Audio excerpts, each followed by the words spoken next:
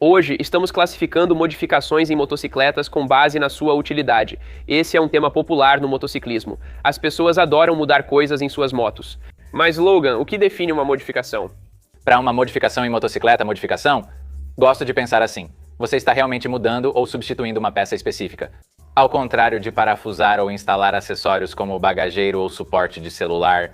Sim, essa é uma boa maneira de descrever. Então, no vídeo de hoje, vamos classificá-las com base na utilidade, no que você deveria estar fazendo, no que você deveria estar fazendo. A vida existe em um espectro, como muitos do público do Yummy Noob sabem. Vamos dar bons e maus exemplos de cada tipo de modificação. Mas vamos começar com o que achamos ser o mod menos útil, que são as tampas de combustível. Logan, tampas de combustível são algo que eu vejo muito. As pessoas gostam de colocar as de fibra de carbono e as de remoção rápida. Esse mod, na minha opinião, basicamente não tem motivo para existir, a não ser para o uso muito ocasional em uma moto de pista que você não quer se preocupar. Uma chave porque você se expõe a risco ao ter uma tampa de combustível fácil de abrir, certo? O que acha? Sim, por um lado, acho que o roubo de combustível e o vandalismo com gasolina são grandes problemas nos Estados Unidos e não quero correr esse risco. Mesmo achando aquela tampa de combustível com caveira para minha Harley Davidson atraente, não vou usá-la. Acho que existem modificações como autopeças, por exemplo, aquela tampa de combustível de caveira meio cafona. Mas também tem aquelas ultra sofisticadas de fibra de carbono, rizoma, coisas malucas, sabe? Alumínio gravado a laser, seja lá o que for. E eu só acho que isso beira aquele tipo de farkle inútil, e a gente falou sobre isso antes de começar a gravar, que isso existe numa categoria ampla de farkles inúteis. Fibra de carbono, paralamas dianteiros, fibra de carbono, tampa do tanque, acessórios para o tanque, tipo todas essas coisas aleatórias que existem só para enfeitar a moto, mas que na verdade não têm utilidade nenhuma. Acredito que uma modificação deve realmente melhorar a moto, certo? Nas próximas categorias deste vídeo, veremos mudanças que de fato vão aprimorar a moto. Achamos que a tampa do tanque não melhora nada. A ideia é que a tampa do tanque é algo visível toda vez que se anda de moto. Por isso, ao querer mudar algo, a pessoa escolhe algo que possa ver. Então a versão ruim é qual? A automática? A versão ruim, basicamente, qualquer modificação na tampa do tanque é uma versão ruim, a menos que tenha uma função específica, como em uma moto de pista, ou se você precisou trocar a chave da moto porque alguém tentou roubá-la. Você precisa trocar a ignição e ajustar com a tampa do tanque. Mas fora isso, trocar a tampa do tanque só por trocar é muito bobo. Sim, concordo. Para uma moto de pista, minha Daytona tem uma tampa do tanque que basta girar para remover. Anos atrás caí com ela e entortei a chave que estava no tanque, então passei a usar a moto sem chave. Agora ela funciona sem chave, o que é bom porque ninguém vai querer roubar. Ela fica na garagem, vai para a pista e volta sem problemas. Agora a tampa do tanque ajustada, seguimos para a próxima modificação. Certo, mais útil que uma tampa do tanque. Chegamos ao número 7, para-brisas. Para-brisas. Existe uma grande variedade de opções entre uma boa modificação de para-brisa e uma má modificação de para-brisa. O que você acha que seria um bom motivo para modificar seu para-brisa? Acho que se você tem uma moto que, digamos, foi projetada para longas distâncias e viagens, e você acha que a turbulência do vento é simplesmente ruim, você pode aumentar ou diminuir o tamanho do para-brisa e realmente adicionar muito conforto à sua pilotagem. E essa é uma modificação que vejo muitas pessoas querendo fazer, e acho que há ótimos motivos para isso. Mas o que você diria que é uma má versão? Eu, num modo ruim de para-brisa, uma versão ruim da modificação do para-brisa parecida com a tampa do tanque são os para-brisas de moda. Não é necessário modificar seu para-brisa apenas pela aparência. É uma ferramenta. Sim, ela foi projetada para isso. E o pior de todos é, você sabe, o para-brisa ultra fumê. Nesse ponto, você está anulando completamente a utilidade do seu para-brisa. Claro, ele ainda bloqueia o vento, mas você não consegue enxergar através dele.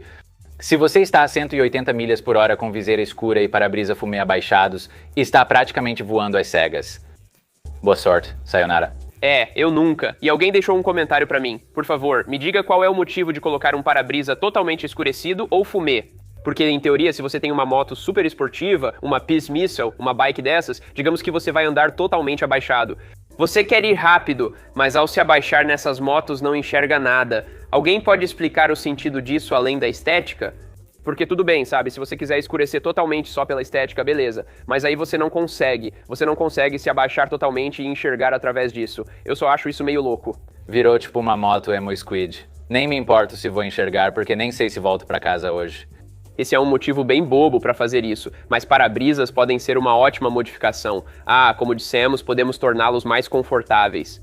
Você pode usar formatos diferentes em motos esportivas, como os mais altos estilo bolha, que deixam o visual mais esportivo. É uma modificação interessante se for o que procura. Acho que os ganhos são marginais, né? Você não vai ver grandes melhorias só por um para-brisa. Não considero tão importante assim. Uma coisa que faz parte desses detalhes de ser dono de moto é... Se você tem, por exemplo, uma moto Sport Touring ou uma moto Adventure, tem uma coisa meio estranha que às vezes um para-brisa mais baixo causa menos turbulência sim do que um mais alto. Então isso meio que depende da moto, depende do piloto. E você tem que saber no que está se metendo. Para alguns propósitos, vejo claramente como um para-brisa pode melhorar sua pilotagem. Acho que pra mim também. Às vezes o para-brisa é grande, principalmente aqui em Austin, onde faz muito calor. A falta de fluxo de ar pode ser pior que um para-brisa baixo, que permite alguma ventilação. Por isso, o para-brisa é muito importante.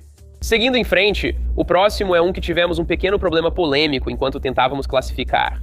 E esses são os espelhos. Em sexto lugar na lista de hoje. Você deve imaginar como são importantes. Logan. Sim, você precisa enxergar com eles, né?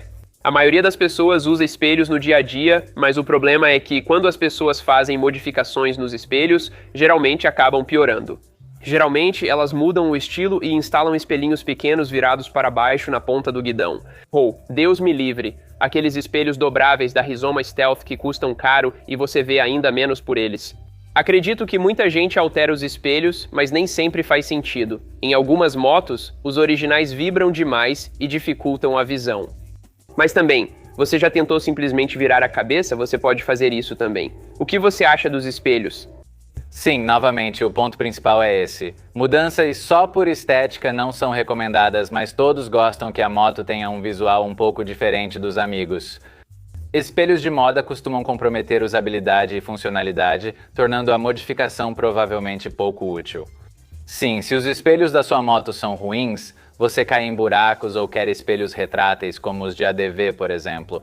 Esses são chamados de double take, double take, double take. Sim, são úteis, mas melhore e pare de cair ou derrubar sua moto, assim não vai precisar desses 100. Qual é a versão ruim desse mod? Rizoma, não, pior é tentar. Vamos ficar sem isso, os legais são os piores. Porque é ridículo. Então eu acho que aqueles bem vagabundos, tipo os chineses pequenininhos que são super côncavos ou convexos, não lembro o nome agora, mas parece uma lente olho de peixe desse tamanho. Esta é a segunda versão ruim. Sim, mas as pessoas colocam elas muito perto do guidão. Aí você precisa olhar por baixo do braço e fica pensando, o que é isso? Essa é com certeza a pior versão delas. Eu tinha esquecido disso, mas acho que... aquelas super caras. Muito chamativas e desnecessárias. Nesse ponto é só nem use espelhos, né? Seja adulto, certo? Espelhos são importantes porque você precisa enxergar, né? Também ajudam no trânsito. Mas, se você quer ser um motociclista durão, eu ando super rápido ou sei lá, então sem espelhos só faz isso. Coloca os espelhos, inspeciona a moto, depois tira. Somos motociclistas, caras maus. Você é um cara mau. Mas aí eu acho que a versão boa dessa modificação talvez sejam aqueles double takes. Ou aqueles espelhos OEM Plus, que talvez tenham mais borracha ou vibrem menos. Você vê melhor neles, mas sinceramente, vocês sabem como são os fabricantes. Eu sei que muitos não acreditam quando falamos isso. Eles pensaram bem ao fazer a motocicleta. Normalmente acho os espelhos originais bons, basta ajustá-los corretamente que funcionam muito bem. Raramente senti vontade de trocar meus espelhos. Muitas motos têm setas integradas aos espelhos, então ao removê-los ou trocá-los é preciso resolver as setas. Uma coisa leva a outra, você tira as lanternas traseiras e acaba com uma moto de pista. Fica menos funcional, com certeza. Seguindo em frente... Então, quando estivermos fazendo nosso ranking hoje, sabemos que estamos falando de funcionalidade, utilidade. Me chamou a atenção modificar um ponto de contato físico da bicicleta com o qual você interage ao pedalar, pois isso adiciona utilidade. Então, o próximo também vai ser polêmico. Só espera. Alavancas? Alavancas. Achei que as alavancas deveriam ficar acima dos espelhos, já que você sempre as toca e interage ao andar. Isso deve ter algum valor, certo? Eu acho que sim. E eu acho que as alavancas são uma daquelas coisas que são muito específicas para cada piloto, porque nossas mãos têm tamanhos diferentes, nossas preferências são todas diferentes. Sabe, eu realmente gosto mais das originais, tipo aquelas mais finas e arredondadas. Eu sinto que elas encaixam melhor nos meus dedos. Como ando muito na pista, gosto de ter precisão e controle na alavanca do freio. Sei que alguns preferem as mais grossas e curtas, então é isso. É muito importante tanto para a sensação do freio quanto para a embreagem, sabe? A não ser que você tenha uma moto bem sofisticada, com quick shifter, embreagem eletrônica ou sei lá, mas a maioria de nós está usando a embreagem, né? Então, como você disse, é um ponto de contato que você usa o tempo todo, e não é tão caro assim para conseguir as alavancas certas do jeito que você quer. Mas como seria uma versão ruim de alavancas? Alavancas de moda, alavancas curtas anorizadas da China. Eu ia dizer o mesmo. As ultra curtas bem baixinhas, e quero fazer um comentário neste vídeo. Vamos aplicar leis simples da física, certo? Uma alavanca mais longa gera mais torque na ponta e oferece mais controle, permitindo sentir melhor a pressão. Já uma alavanca curta não proporciona o mesmo, é só testar em casa. Vá fechar sua porta, tente perto ou longe da dobradiça. O que é mais fácil? O que é melhor? Eu nunca entendi essa coisa de alavanca curta. Máquinas simples. Máquinas simples, né? Acho que a única vez que isso é aceitável é se você é um dublê e tem aquela alavanca de embreagem curtinha. Porque você só está soltando aquilo e tentando empinar a moto, então acho aceitável. Faça o que precisar. Acho que as modificações de dublê ficaram presas nos anos 2000. Você já viu os gráficos e sites? Lembro porque fazia manobras de empinar com a Grom. Tudo que eu comprava tinha grafite de jovem urbano. Eu achava divertido, mas tudo era meio codificado assim. A melhor versão das manetes é quando você quebra um par ao derrubar e substitui por manetes ASV de alta qualidade. Ou tipo uma manete OEM Plus ou algo realmente bom. E também, temos que dizer, se você for investir pesado nisso, talvez você faça mesmo. Uma moto com cilindro mestre de freio rebaixado é tecnicamente uma manete, certo? Mas você melhora a funcionalidade da moto, aumenta a pressão na manete, entre outros benefícios. Vale a pena considerar. Beleza, certo, quarto lugar ficou de fora do pódio por pouco. É um que eu acho que pode ser um dos itens mais caros da lista de hoje e pode fazer uma grande diferença, mas acho que precisa ser pensado com muito critério. São os rear sets agora. Rear sets, se você não sabe, é todo o conjunto onde seu pé fica apoiado. Pode ser o apoio de pé, o suporte, o câmbio, todo esse conjunto faz parte do rear set. É essencial para controlar a moto, assim como as alavancas, pois ali você aciona o freio traseiro e o câmbio, sempre tocando e movendo essas peças. E para algumas motos, né, sabe, os rear sets podem ser um pouco baixos demais ou um pouco altos demais. Eles acabam causando problemas com o seu encaixe ergonômico na moto. Mas no fim das contas, quero dizer, eu já pilotei centenas de motocicletas e raramente senti que precisava de uma mudança drástica na posição das pedaleiras. Sinceramente, se eu pensasse assim, eu diria, eu só preciso de uma moto diferente. O que você acha? Quero dizer, é fácil pra gente, sabe, nesse tipo de arquétipo masculino ideal, tipo 1,80 metros, 75 quilos. Claro, toda moto parece incrível pra gente. Mas não, acho que pra mim eu venho de um estilo mais casual de moto, tipo, eu ando por lazer, sabe, não por esporte. Então, pra mim sim, minha opinião muda dependendo das circunstâncias extremas. Se você realmente ama uma certa moto, mas você tem um certo porte físico. Fora isso, acho que a diferença de experiência ou desempenho que você ganha com rear sets vai ser tão pequena, parece algo limitado a motos de pista mesmo. É engraçado, tipo, a gente vai falando sobre isso e muitas dessas coisas rapidamente começam a desviar para desempenho e coisas voltadas para pista, tipo rear sets são muito importantes para track days. Porque você quer aquelas de alta qualidade, onde você pode trocar o apoio de pé. Se você sabe cair de leve, dá para ajustar bem fino, mudar a posição, tipo os rear sets da Attack. É tipo uma grade cheia de furos onde você pode encontrar exatamente o lugar perfeito para colocar os seus pés. Mas na rua, isso é ridículo. Você não precisa de mais espaço para o chão. Quanto você realmente inclina? Já raspa os apoios de pé e acho isso meio louco. Tipo, embora algumas motos, de novo, volta para aquilo, talvez você devesse só pegar uma moto diferente. Se você pilota uma Royal Enfield e raspa os apoios de pé, ok, isso é fácil na rua. Mas se pilota tão agressivo, pegue uma esportiva com apoios mais altos. Falávamos da versão ruim disso. Lembra daquela que você estava? Então, a versão ruim, você sabe. Talvez não sejam 100% rear set, certo? Mas é tipo aquele estilo customizado de cruiser, sabe? Tipo apoios de pé de estrada, ou tipo mini plataformas e coisas assim. Há coisas piores que você pode fazer com sua moto, mas é tipo, por quê, sabe? Definitivamente é estranho, como diriam. A versão boa disso é, de novo, se você tem uma moto de pista, você precisa ajustar ela. Mas prepare-se para o preço. Rear sets de alta qualidade podem passar de $600. Essa não é uma peça barata de se conseguir. Normalmente são feitas de alumínio em peça única, usinadas, sabe, para serem de um jeito específico, então isso é definitivamente algo que você precisa ter em mente. Vou dizer, quase comprei Highway Pegs uma vez. Eu fiz uma viagem longa na minha Scrambler, na minha Ducati Scrambler, até Big Bend e de volta. E teve momentos em que eu pensei, gostaria de ter meus pés mais para cima. Na verdade, eu não recomendo isso, mas eu fiz. Eu dei um jeito de basicamente colocar meus pés acima do guidão enquanto eu pilotava, porque minhas pernas estavam ficando muito doloridas. Eu estava literalmente como um obstetra, pernas para cima e mãos embaixo de mim. Parecia estranho, mas sentia dor, eu ia dizer. Os garotos do Stump chamam isso de cadeira alta. Ah, é verdade. Eu desci a estrada numa cadeira alta. Não recomendo, mas em viagens longas às vezes é preciso improvisar. Cadê meus irmãos de bunda de ferro? Aposto que já fizeram coisas mais estranhas.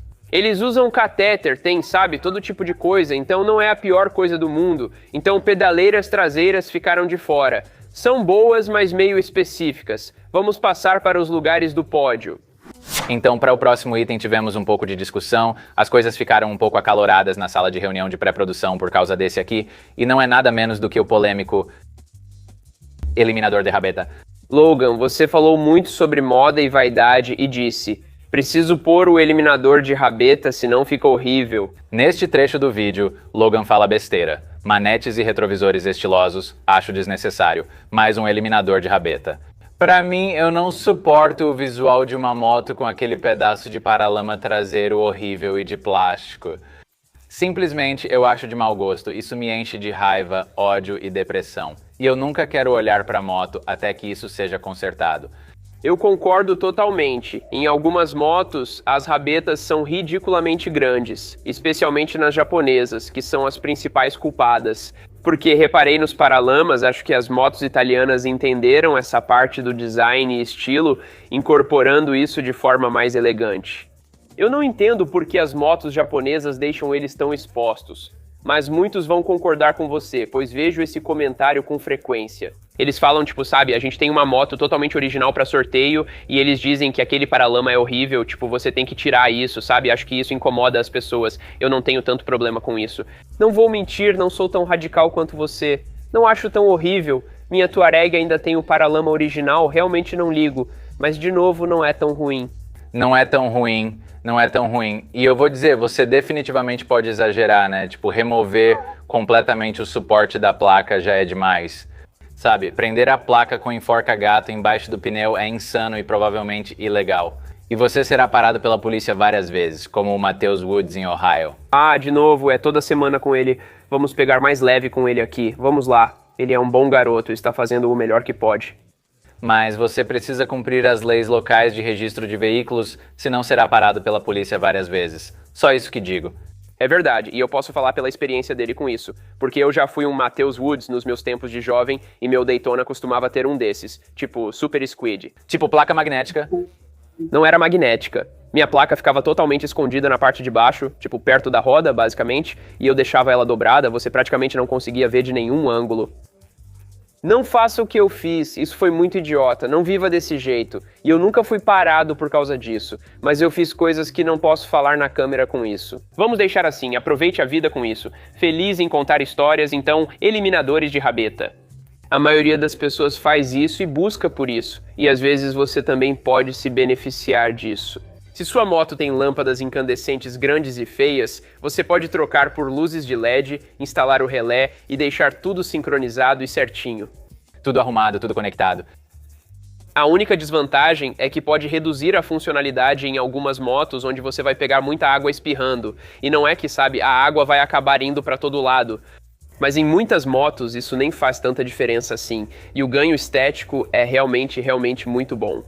Escolha uma marca de confiança como Yoshimura ou New Rage Cycles, que tenha um visual bacana. Acho que esse é o jeito certo. Mas como o Logan disse, só cortar e prender com enforca-gato ali não é o jeito certo de fazer, com certeza. É isso aí. Segundo lugar, penúltima modificação, aquela que eu acho que quase todo mundo faz. Acho que essa pode até ser a modificação número 1 para a maioria das pessoas, mas vamos explicar por que escolhemos a número 1 como a principal. Mas vamos falar dessa aqui primeiro. É claro, o escapamento da sua motocicleta, algo super importante e de grande destaque. A maioria quer ouvir suas motos, mas as motos atuais estão muito abafadas. Logan, o que acha dos escapamentos? Quero dizer, eu gosto de um escapamento com um bom som, mas também reconheço que às vezes é simplesmente demais. Com certeza, né? Até mesmo o melhor escapamento, sabe, mais modesto e de bom gosto, pode deixar sua moto bem mais barulhenta, especialmente se você optar por tirar o DB Killer. E pra mim, tipo, eu sou um vizinho consciente, sabe? Moro numa área urbana e às vezes vou pro trabalho cedo de manhã. E eu não quero, sabe, dar partida a frio, aquela partida bruta, acelerando forte, fazendo barulho com minha moto, com escapamento esportivo de manhã cedo. Tenho outra moto que uso nos fins de semana à tarde. Ela é barulhenta e tem um som ótimo. Eu acho que depende sim de onde você mora, do que você quer fazer com a moto. Algumas motos, eu acredito, simplesmente merecem ser ouvidas, com certeza, sabe? Como as que a gente tem. A próxima moto do sorteio é uma Apollo 200 V4, que vai sair muito em breve. Uma das primeiras coisas que eu fiz com essa moto foi andar uns 160 km com o escapamento original. E eu disse, isso é um crime contra a humanidade, é um crime não ouvir esse V4. Essa é a moto com o melhor som de todas. Eu preciso ouvir esse negócio, então coloquei um escapamento nela. Outras motos, como minha Touareg, deixei originais. Gosto do som de admissão, está ótimo. Mas como você disse, há muita variedade no que se pode fazer com o escapamento. Você pode usar um SC Project discreto com DB Killer ou colocar um escapamento direto do eBay e deixar sua Ninja 500 com escapamento direto. Todos te odeiam, isso não é legal, não faça isso. Certo? Algumas motos realmente exigem isso e se beneficiam, mas em outras o original já basta. Eu vi pessoalmente uma Rebel 500, acho que era, só com o escapamento direto cortado, e o som ficou tão ruim e vergonhoso, eu fiquei constrangido por essa pessoa. E eu pensei, você acha que isso soa bem? Tá horrível. E esse é o lance. Tipo, a maioria dos motociclistas aprecia um escapamento bonito. Não, tipo, já teve vezes em que eu estava dirigindo, sabe, com a minha mulher. Outro dia, uma RSV4 passou e pensei, que som maravilhoso. Ela disse que era só barulho. A maioria acha que moto é só barulho e não sente o mesmo que a gente. Ou, tipo, a gente consegue apreciar o som, mas como o Logan disse, até pra gente, às vezes, é demais. Tipo, eu ouço uma Grom com o escapamento cortado, fazendo aquele barulho meio borbulhante. Aí você pensa, o que a gente tá fazendo? Não faça isso, mantenha o bom senso. Na maioria dos sistemas, deixe o DB Killer. Você vai curtir mais. Coloque só um Sleep-On, não precisa o sistema completo. Mas sabe, se você tem uma moto de pista, ela também é barulhenta. Minha Daytona é absurdamente barulhenta. Mas na pista, quem liga? Eu acho que quando se trata de usar sua moto para utilidade, tipo, você vive com ela todo dia. Com certeza, optar por um escapamento original ou um silencioso no mercado paralelo é a melhor escolha. Você pode ter uma segunda moto, de pista ou para lazer no fim de semana, totalmente no modo insano. Sim, desde que seja barulhenta, mas de bom gosto e não barulhenta e ruim como as paralelas de 180 graus da Ninja 500, Rebel 500, isso é besteira. Não faça isso com os V4, coloque um escapamento neles. Agora, vamos ver as primeiras modificações. Logan, qual é a mais útil e com melhor custo-benefício? Qual a melhor modificação? A melhor modificação que alguém pode fazer, sabe? A gente pensou bastante, analisou tudo e chegamos à conclusão. Reprogramação da ECU. Reprogramação da ECU em 2026, especialmente, eu acho que é a melhor. O que você acha, então? Sim, reprogramar a ECU é algo que você percebe sempre que liga a moto. Você sabe, ela está trabalhando silenciosamente nos bastidores, alterando aquelas tabelas de combustível para garantir que sua moto esteja funcionando da forma mais perfeita possível. Muitos que nunca usaram uma ECU reprogramada não percebem o quanto ela melhora em relação à original. Você pode pensar, minha moto é original e funciona bem. Faça a reprogramação da ECU e a diferença é da água para o vinho. Sim, faz uma diferença enorme. Se você pensar nas motos japonesas novas, como as EX4R9, todas elas têm esses pontos mortos na segunda marcha. Por causa das regulamentações, pilotar essas motos sem reprogramar a ECU é quase impossível. Para muitas delas, essa acaba sendo a primeira modificação, e o procedimento é simples. Acho que algumas dessas modificações são, na verdade, muito mais difíceis de fazer do que mexer na ECU, né? Dependendo da moto, você só remove a peça, manda reprogramar, coloca de volta e a moto fica muito mais gostosa de pilotar. E aí, se você seguir essa ordem, faz o flash da ECU, informa qual escapamento vai usar, coloca um escapamento melhor e mais livre, faz o flash da ECU de novo. De repente parece literalmente uma moto nova e ela vai rodar muito melhor. Mas há desvantagens, riscos e mudanças que talvez você não queira. Conversamos sobre isso antes da gravação, quando os flashes de ECU não eram tão comuns, entende? Eu me lembro da época dos módulos piggyback das ECUs e de baixar tabelas de ar combustível de algum fórum aleatório e rezar para Deus para que funcionassem na sua moto. Sabe, isso não é o que você quer fazer, certo? Felizmente estamos em 2026 e agora é muito fácil fazer o flash da sua ECU, mas ainda há jeitos errados de fazer isso.